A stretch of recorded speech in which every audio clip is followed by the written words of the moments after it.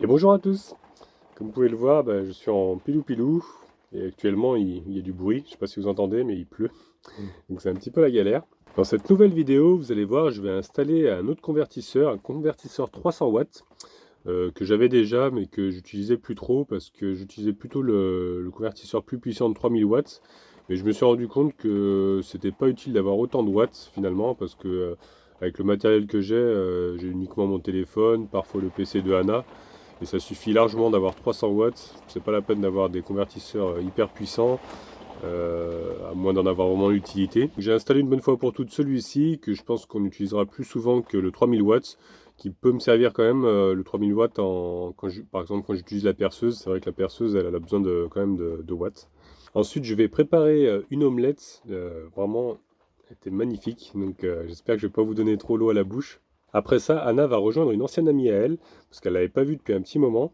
Et moi, je vais en profiter pour aller voir les gorges du Villiers. J'ai fait une randonnée vraiment magnifique là-bas, c'était vraiment super, donc je voulais partager. J'espère que ça va vous plaire également. Donc je vous laisse découvrir tout ça dans cette nouvelle vidéo. Ce que je vais faire aujourd'hui, c'est que je vais installer mon convertisseur 300 watts, parce que j'en ai un deuxième un petit comme ça, qui est branché avec un câble. J'avais fait vraiment un branchement provisoire que je mets souvent sur la table. Ça me permet d'avoir du 220 quand il y en a besoin. Mais c'est vrai que là j'avais fait un branchement un peu provisoire que j'avais fait avec des pinces. Je vais vous montrer. Hop. Voilà. C'est des pinces comme ça qui étaient branchées à l'autre convertisseur. Hop. Et du coup c'était pas terrible quoi. À chaque fois on a le fil qui passe en plein milieu. Donc ça je vais le fixer en fait. Je vais le fixer au mur. Je vais le mettre dans le coin là-bas. Et je vais changer le câble parce que le câble est très fin en plus, il n'était pas assez gros. Donc j'ai acheté du câble, j'ai acheté une rallonge comme ça. C'est du 5 mm carrés. Donc ça c'est plus renforcé que ce fil qui est tout fin. Donc je vais couper le morceau qu'il me faut et je vais installer tout ça. Voilà, je suis en train de dénuder les fils. Comme ça ensuite je vais mettre des petites cosses comme ça pour pouvoir brancher directement à l'autre convertisseur. Là, à l'aide de ma pince, je vais dénuder les fils. Hop. Ce qui me permet maintenant de mettre mes cosses. Voilà qui est fait. Donc là, je suis en train de regarder la longueur qu'il me faut à peu près, où je vais couper. À peu près ici. Je vais bien sûr d'abord relier le convertisseur avant de le brancher. Et puis je vais le mettre en place. Ce que je vais faire pour le fixer, c'est que je vais utiliser du scotch double face. En faisant bien attention de ne pas boucher les aérations. Parce que ça, c'est un scotch qui est assez performant. Et j'avais pas envie de percer. Si des fois ça va pas, au moins je pourrais le retirer. Normalement ça devrait tenir, je verrai dans le temps si ça tient bien avec les vibrations. Voilà, j'ai mis 4 couches, comme ça au moins il y a quand même toujours un espace, ça ventile. Voilà, il est en place. Ça a l'air de tenir quand même, ça a l'air d'être assez solide. Au pire des cas, j'ai des équerres. Je mettrai une équerre à chaque côté, parce que là, de ce côté-là je peux percer. Il n'y a pas de circuit, le circuit est dessous. Peut-être que je ferai ça. On va voir si ça tient dans le temps comme ça, je laisserai comme ça. Bon, plus qu'à recorder le câble maintenant. Voilà qui est fait. Et ce que j'ai fait pour faire passer proprement le câble, j'ai mis des vis comme ça pour le tenir. Comme ça il tombe pas, il coince pas au niveau de la planche, que ça se rabat. J'en ai mis aussi deux, hop, ici le long. Comme ça le câble est bien tenu. Voilà, j'avais que ça, alors j'ai mis des vis, mais bon, ça va quand même plutôt pas mal. Après ici, il faudrait que je refasse un jour parce que le revêtement était complètement bouffé. Je sais pas ce qui s'est passé quand je l'ai acheté, c'était déjà comme ça. Donc à la limite, après, rhabiller par-dessus quelque chose de propre, ça pourrait rendre pas mal. Voilà, donc l'installation est terminée. Je vais allumer pour voir. Voilà, impeccable, ça fonctionne. Voilà, j'ai remis mon matelas en place. Je vous laisserai me mettre une note sur 10 pour mon installation. Bon, et maintenant, je vais m'occuper de mon linge. Parce que j'avais fait tourner une machine. Je dis toujours tourner une machine parce que j'ai gardé mes vieilles habitudes d'appartement. J'avais lavé mon linge dans mon seau plutôt. Et du coup, je vais essorer tout ça maintenant. Et puis je vais l'étendre. Parce que là, on a un petit rayon de soleil. Bon, vraiment très petit parce qu'il y a encore beaucoup de nuages. Mais bon, je vais l'étendre parce que sinon après il risque de puer. Donc je vais m'en occuper. Voilà, c'est bien essoré. Donc là, j'ai accroché mon petit séchoir sur ma fenêtre. Je suis en train d'étendre. Et voilà, encore une bonne chose de faite. Et du coup, j'ai relavé aussi Falcor. parce qu'il avait encore des puces. J'arrive pas à m'en débarrasser. Et comme j'ai écouté vos conseils, j'ai aussi nettoyé son emplacement. J'ai secoué son matelas et puis j'ai bien regardé attentivement parce que j'avais vu quand même 2-3 puces dessus. Donc j'ai tout secoué, là j'ai bien vérifié, normalement il n'y en a plus. Donc j'espère que cette fois-ci, ça va aller. Un coup toutou. Aujourd'hui, ce que je vais faire, c'est que je vais faire une omelette. Et une omelette au jambon avec de l'emmental râpé. Je pense qu'on va bien se régaler. Bon, je sais, j'ai un peu la vaisselle à faire. C'est un petit peu le bazar. Alors par contre, j'ai pas de bol pour mélanger des œufs. J'ai demandé à Anna si elle en a pas un des fois. Bonjour. C'est monsieur passe-moi le beurre, passe-moi le sel. Est-ce que tu pourrais me prêter ton bol? Tu as un bol, non? Pas ton bol à pipi, hein. Un bol pour mélanger les œufs, parce que je vais faire l'omelette.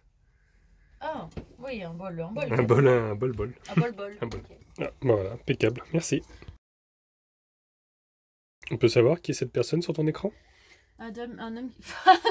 Ça va pas du tout, un homme. On recommence.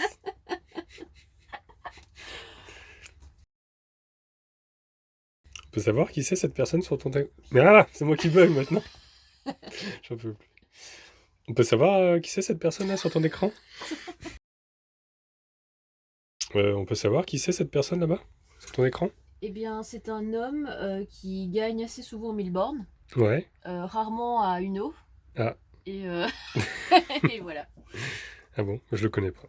Tu connais pas? Bah tiens, regarde juste là. Hop. Ah oui. Ah ouais, oui, ils se ressemblent les deux quand même, hein. C'est vrai. Ils ont la même coupe. C'est quoi? Ça veut dire quoi ça? Bah, je sais pas. Hein? Tu peux m'en dire plus sur cet argument? Non, c'est bon. Alors, reprenons. On va casser les œufs. Bon, ça, par contre, je vais utiliser mes deux mains parce qu'en tenant le téléphone, ça va être difficile. J'ai pris une deuxième boîte parce que je pense que j'en aurai pas assez avec 5. Parce que je vais faire comme une grosse omelette. Voilà, j'en ai mis 8. Maintenant, je vais les mélanger. Je vais mettre un petit peu de sel.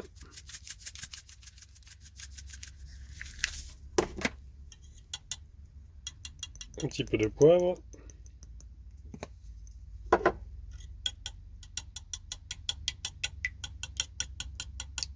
Je vais rajouter les petits dés de jambon.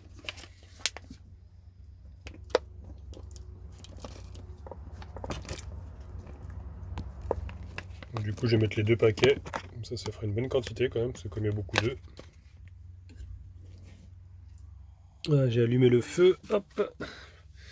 Plus qu'à verser tout ça. Hop là. Et je pense que la poêle est un petit peu large en fait. On va faire une poêle un petit peu moins large. Alors moi le souci, ça c'est la poêle de Anna aussi, c'est que ma poêle est trop petite. Je pense qu'elle sera quand même, j'espère qu'elle sera assez épaisse. Là, le corps il a l'air intéressé parce qu'il a senti l'idée de jambon. Allez, pour la peine, je vais te donner un petit cookie là que j'ai acheté l'autre fois. Tiens. Merci papa. C'est des petits biscuits que j'ai achetés à Action. Je crois que c'était Action ou Nose. Il me semble que c'était Action. Et il aime bien. Allez, maintenant on va rajouter le fromage.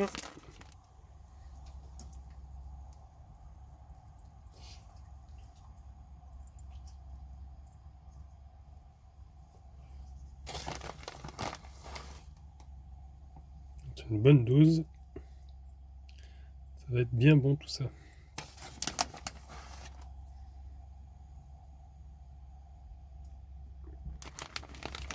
Voilà, moi j'ai tout mis du coup. Qu'est-ce que ça sent bon. Je vais rajouter encore un peu de poivre, parce que c'est vrai que moi j'aime bien un petit peu de poivre par-dessus. Voilà. Rajouter un peu de goût. Là, je pense que ça va être pas trop mal. Voilà, plus qu'à attendre que ça cuit. En attendant que ça cuit tout doucement, je vais faire la vaisselle. Ça, ce sera fait.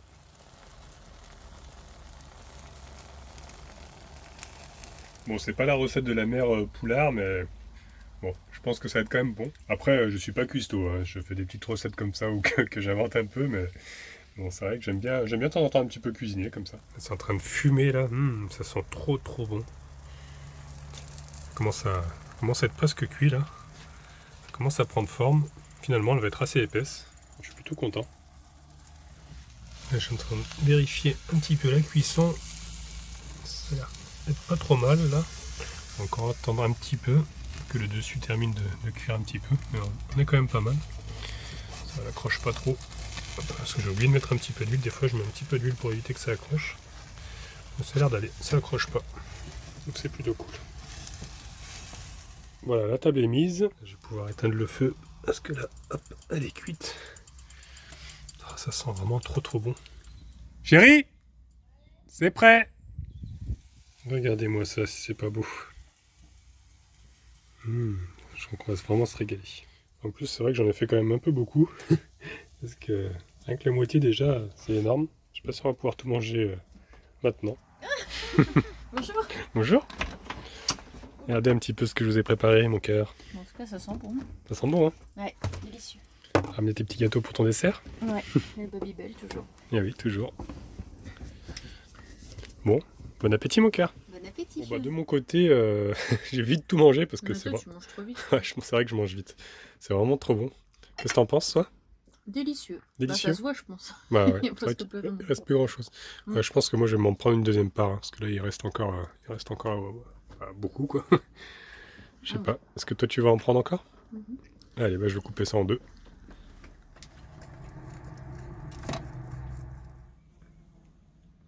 Bon bah du coup après ce petit repas, Anna elle a retrouvé son amie, donc ils vont aller faire quelques petites emplettes. Et moi pendant ce temps-là, ce que je vais faire c'est que je vais aller me balader. Elle m'a conseillé d'aller voir les gorges de Villiers, qui sont apparemment très jolies. Il y aura une petite rivière, tout ça, des ponts, enfin ça a l'air d'être joli. Donc je pense qu'on va y aller. Enfin si vous êtes d'accord. Ça permettra de se balader avec mon gros toutou, hein, en plein dans la nature. On va en profiter. Allez, bah c'est parti.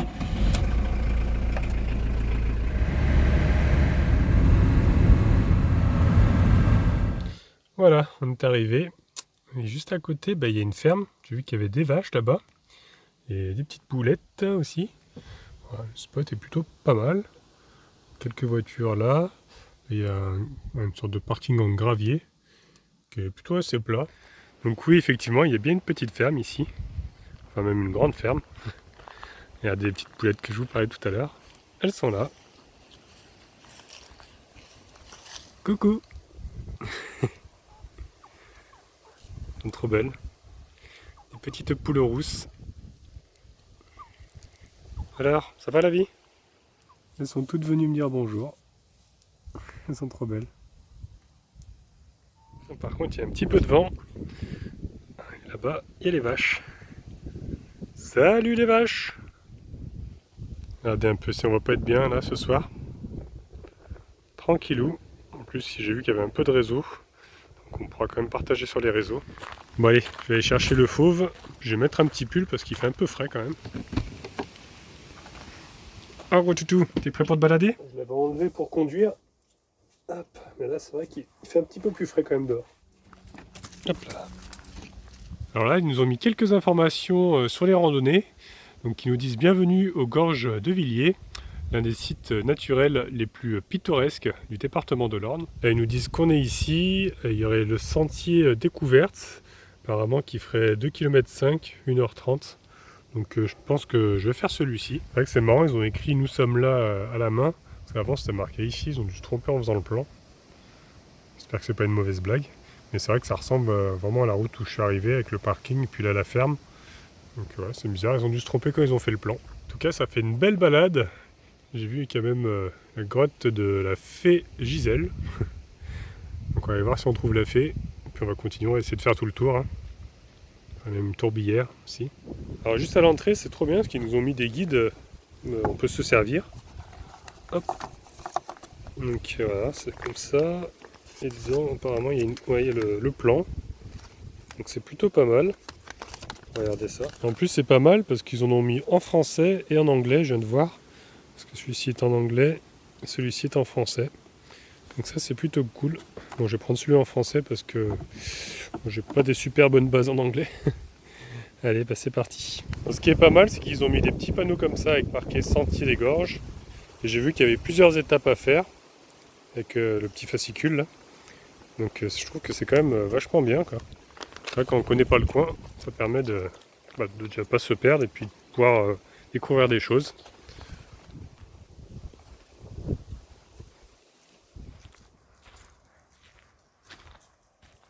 En tout cas, je peux dire qu'on se sent super bien dans cette forêt.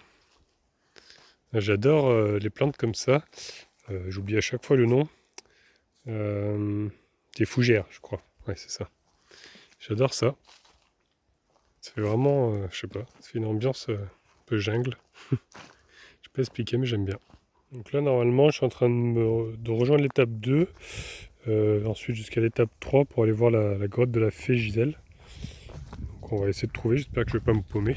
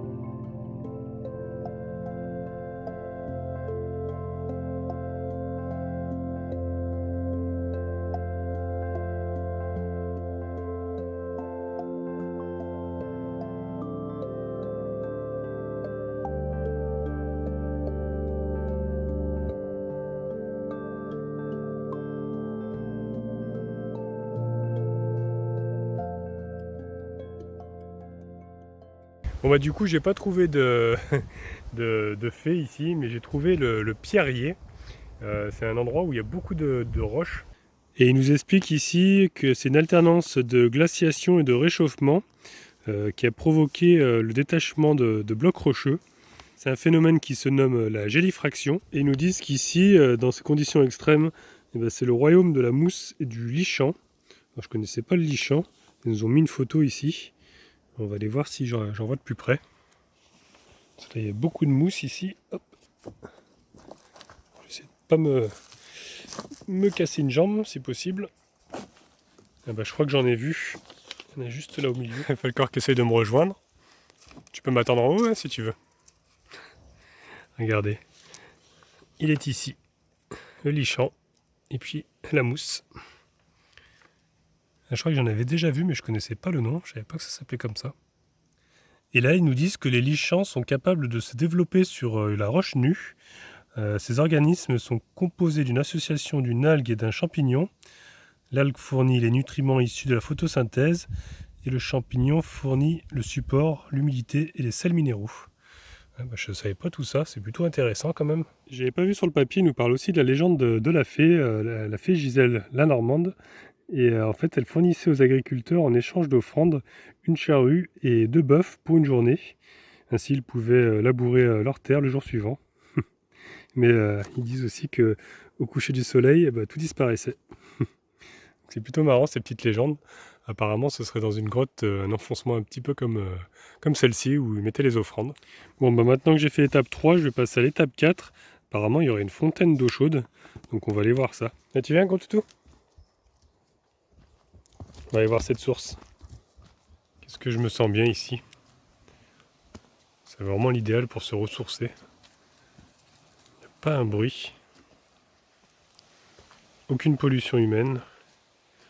Juste la nature.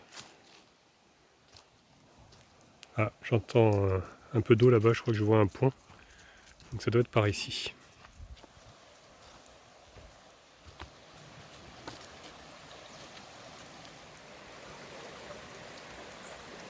Alors, par contre, je sais pas si Falcor va me suivre. Parce que le pont est pas très large. Tu viens ? Tu vas pas passer dans l'eau quand même. Ah, il essaye quand même. C'est un petit peu haut pour descendre ? Ouais, non, finalement je fais demi-tour. Allez, viens. Passe par le pont. Allez, viens. Allez, sois un peu courageux. Ouais. Allez, on y va? Allez, vas-y.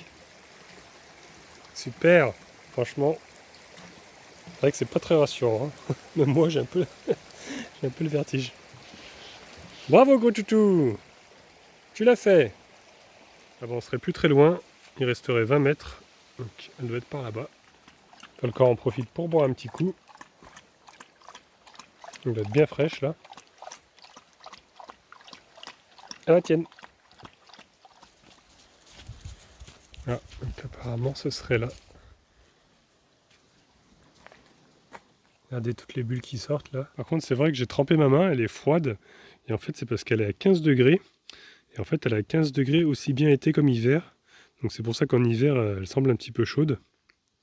Et ils disent que les bulles qui jaillissent, en fait, c'est des bulles de gaz qui contiennent de l'azote, de l'argon ou de l'hélium. Ils disent que ces eaux auraient des propriétés curatives.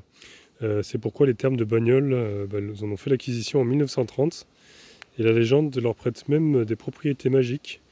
Une sorte de fontaine de jouvence qu'ils disent. C'est vrai qu'il y a une drôle d'ambiance quand même ici. Je sais pas, j'ai des frissons depuis tout à l'heure, j'ai des frissons dans le dos. Je ressens des choses, je sais pas comment expliquer, mais il y a une drôle d'ambiance. C'est vrai que ce lieu est un petit peu moins vert que le reste de la forêt. C'est peut-être ça qui me donne un peu une ambiance un peu bizarre. Regardez là comme c'est joli ici, avec l'eau qui ruisselle. Vraiment, c'est tout ce que j'adore. Une belle nature.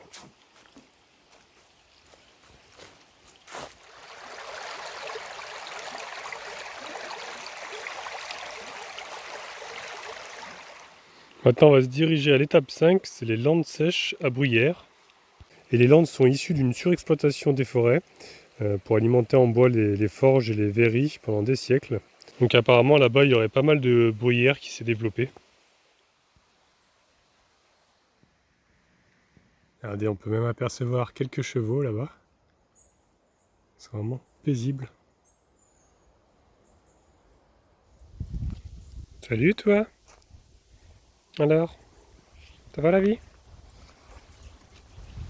La même couleur que Falcor toi? Ah ouais? Qu'est-ce que tu es beau. Oh là là. Oh oui. Ah, j'ai pas compris parce que là apparemment ça arrivait à la tourbière. Je crois qu'on a raté un peu les landes. Ça va être avant. Peut-être que j'ai pas trop vu. Parce qu'ils nous disent que la formation de la tourbe, c'est le résultat d'une accumulation de matière organique qui est complètement gorgée d'eau. C'est vrai que ça ressemble plutôt à ça, avec beaucoup de mousse. Parce que tout à l'heure on était à la fontaine d'eau, là on a traversé là. J'ai pas fait trop attention qu'on était dans les landes. Donc je pense qu'on doit être arrivé ici, parce que là il y a la prairie, je pense, avec les chevaux. Je pense qu'on est là en fait. Hein. Si je me trompe pas. Parce que Falcor il a fait l'expérience, il a mis les pieds à côté, et il est plein de boue maintenant. Ah oui, effectivement, on était bien dans la tourbière. Il y a un petit panneau là. Donc j'ai raté les landes. Bon, c'est pas très grave. Continuons notre petite balade. Donc là, on va traverser les bois marécageux pour ensuite trouver la Goubre. Apparemment, ce serait une rivière où il y aurait plusieurs poissons, dont le chabot et puis la truite. Donc on va aller voir si on les voit.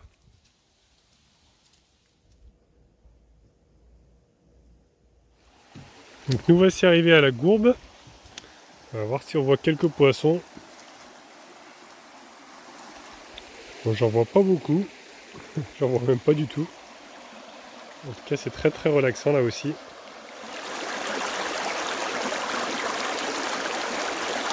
Alors, Falcor, est-ce que tu vois les poissons? Pourquoi tu préfères boire? Bon, pas de poissons, mais en tout cas, l'endroit est très joli. Alors, par contre, il y a beaucoup de vent. Je crois que le temps il est en train de changer là. Il y a des gros nuages qui arrivent. Tu vas prendre ta douche toi là-bas?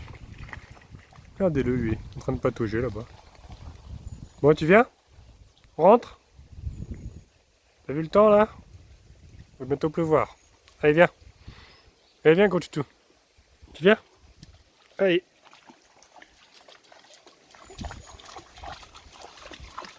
Et là on est arrivé à la dernière étape, l'étape 9. Et c'est un endroit dominé par les chênes et les hêtres. Et souvent ils sont accompagnés d'essences telles que le houx ou le sorbier.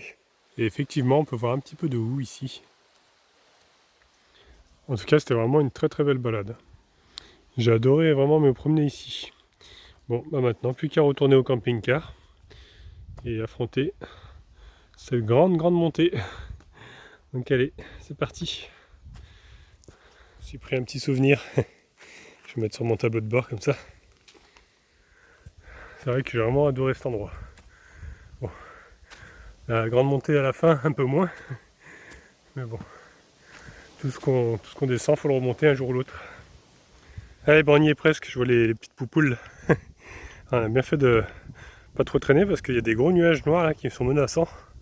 Le temps a quand même bien changé. Donc allez, on va vite se mettre à l'abri. Ah, mon camping-car. On va pas oublier aussi de redéposer le petit papier, le petit fascicule, dans la petite boîte. Voilà. Hop. Ça, je vais déposer mon petit souvenir juste ici. Voilà. Ah, bah, j'entendais un moteur arriver. Ma petite femme qui me rejoint. Voilà, c'est tout pour aujourd'hui. Donc j'espère que la balade vous a plu. Dans la prochaine vidéo, on va aller à Saint-Hortaire, dans un prieuré. Vous allez voir la chapelle également. Et puis ensuite, on va aller voir le chêne Hippolyte, un vieux chêne de 300 ans. C'était vraiment magnifique également. Donc j'espère que vous serez présents pour la prochaine vidéo. En tout cas, si celle d'aujourd'hui vous a plu, je vous laisse mettre un petit pouce bleu. Vous pouvez laisser des commentaires aussi. Si vous n'êtes pas encore abonné, abonnez-vous, comme ça vous verrez la suite. Et au cas où on ne se reverrait pas d'ici là, je vous souhaite une bonne soirée et une excellente nuit.